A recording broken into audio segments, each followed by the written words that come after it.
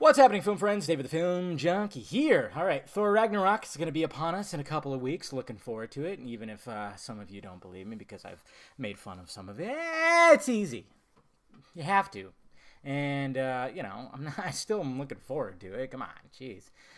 It's okay. What I wanted to discuss in this video, though, because the reviews obviously came in, the embargo was lifted.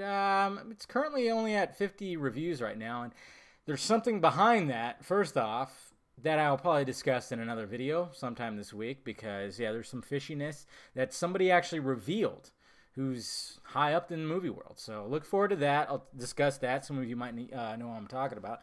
But what I wanted to really talk about, I mean, obviously we got the Rotten Tomatoes right here. It's at 98%. Only one rotten review. And there was also something I heard where a lot of the MCU side fanboys were trying to get the guy to change the review to a positive to get it at 100%. I don't know. I don't know if that was actually true. I saw something.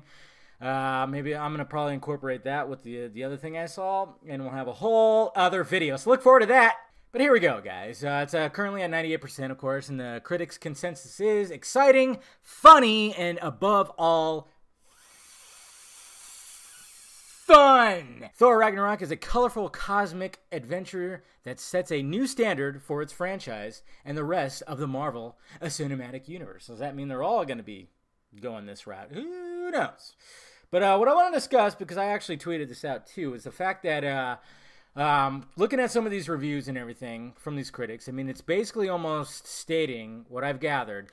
It's pretty much stating that Thor Ragnarok is pretty much a parody of itself. And you can kind of see that with the trailer. I mean, my God, when they first announced Thor Ragnarok, look at the logo. The logo was dark. The logo was Middle Earth. Dark. I mean, that's what we thought we were getting. And then all of a sudden they changed it to this 1980s cosmic kind of font. Almost looked like a video game logo or something like that. And it was kind of like, what the heck's going on here? Okay, well, let's just wait and see what they do. First trailer came out. I'll admit, I wasn't fully impressed by it. I thought it was fairly cheesy and too Guardians of the Galaxy. The latest trailer, though, has been pretty excellent. I thought it actually grabbed my attention a lot more. But what I wanted to talk about was, is this good or bad? Is it good or bad that Thor Ragnarok is pretty much a parody of itself? Yes and no. It's bad because Thor fans are probably going to be extremely pissed about this because the Thor Ragnarok story is one of his darkest stories, and we could have potentially, like I said, from seeing that logo, we could have potentially had this really dark Middle Earth movie that could have gave, I don't know, could have gave I mean, he's a god for God's sakes. Could have just really challenged him, and we actually saw that too in Age of Ultron when we had the nightmare. It was looking like it was going to be something pretty damn dark, and they decided to go a whole different direction. And the reason why I also say it's good, because maybe Marvel just thought, well, Deadpool did well, that kind of thing.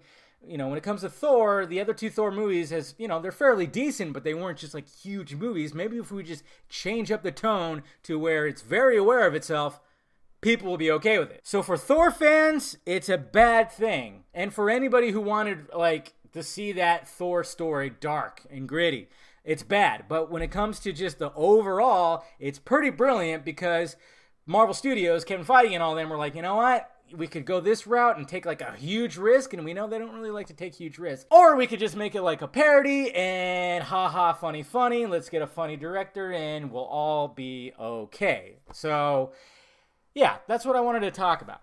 That's what I want to discuss, and I want to hear what you guys have to say too, because yeah, it's both a good and a bad thing. I mean, I think probably overall it's a good thing because not the majority of the audience is not going to know the Thor Ragnarok story, so they're just going to go in and be like, I just want a movie that's going to show some awesomeness, some action, some explosions, some like Hulk action and Thor action, and then I'm going to laugh my ass off. That's not how I laugh in movies, I swear. But Thor fans are probably going to be pissed, like Iron Man fans were pissed of Iron Man 3, what they did with the Mandarin. There was a lot of pissed off Iron Man fans about that. So yeah, they kind of turned that character into a parody of himself too, so I guess it kind of started with that, yeah. So yeah, depending on how you look at it, whatever your perspective is, it could be a good or a bad thing. It's both. It really is. Me personally, I was kind of hoping for a dark story, but to be honest, I'm not a huge Thor fan, you know, so I do think it's kind of brilliant. Like they went this direction instead because it's going to get probably more butts in the seats. So who knows, guys? I guess we'll see. But let me know your thoughts about it down below. I mean, overall, I think I'd rather have a darker Thor movie. It seemed like that would have been really awesome to see that. But I'm okay with where they're going now, too, because it just, you know, the character to me, I'm just not a big Thor fan. So there you go, guys. Let me know your thoughts about it down below. What do you think about that? Hit that like, thumbs up button if you'd be so kind. Subscribe to this channel. Subscribe to the other channel, too. Follow me on the social media stuff that is above my head. And, of course, I got shirts available. Go get them. All right, guys. Talk to you later.